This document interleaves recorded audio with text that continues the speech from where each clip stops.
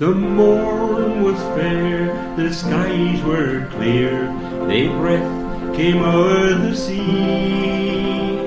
When Mary left her heathen hymn and wandered forth wi' me, though flowers decked the mountainside and fragrance filled the vale, by far the sweetest flower there was the rose of Allendale, was the rose of Allendale, was the rose of Allendale.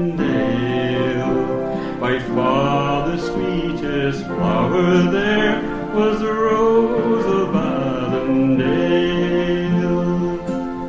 Where'er I wandered, east or west, though fate began to lower, a solace still was she to me in sorrow's lonely hour. When tempest lashed toward gallant bark and rent her quivering sail, one maiden form withstood the storm, the rose of Allendale, was the rose of Allendale, was the rose of Allendale. By far the sweetest flower there was the rose of Allendale.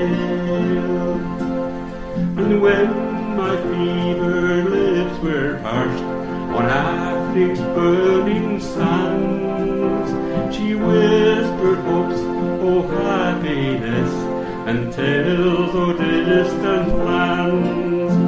My life had been a wilderness, and blessed by fortune's gale, had fate not linked my lot to hers, the rose of Allendale, was the rose of Allendale, was the rose of Allendale.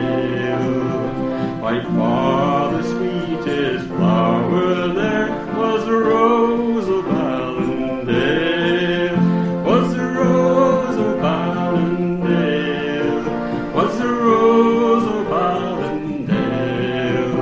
By far the sweetest flower